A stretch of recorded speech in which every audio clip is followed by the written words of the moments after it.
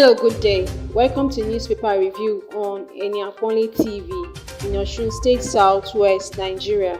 I am Comfort Arapashopo, and with me in the studio today is Asayo Bankole. 2023 elections, Buhari's opportunity to win.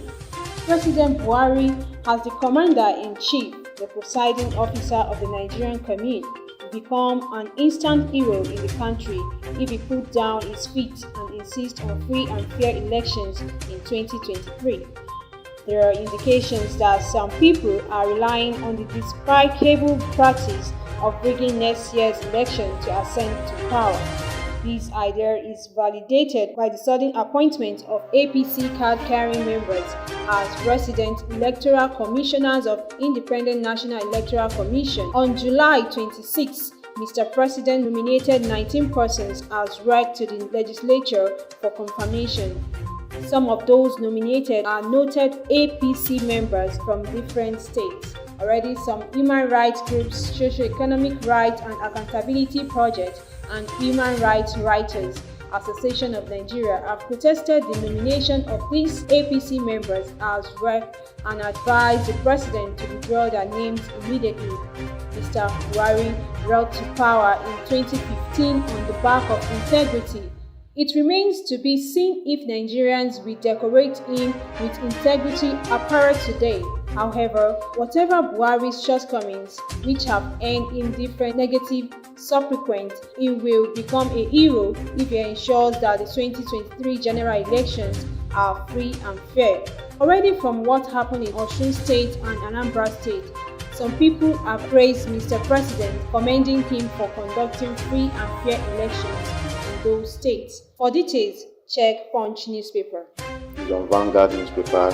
Hardship as inflation rate hits 20.5%, highest since 2005. Nigerians are grasping for breath as the inflation rate rose by 4.92% basis points to 20.52% in August from 19.6% in July, the highest since October 2005. This represents the seventh consecutive month rise in headline inflation since February.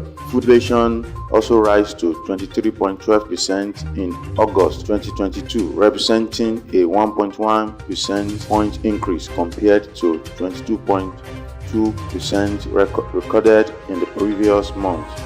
In its Consumer Price Index (CPI) report for August, the National Bureau of Statistics said the increases were recorded in all divisions that yielded the headline index. The Bureau stated in August 2022 on year basis, the headline inflation rate was 20.52%. This was 3.52% points higher compared to the rate recorded in August 2021, which was 70.01%. Check details on Vanguard newspaper.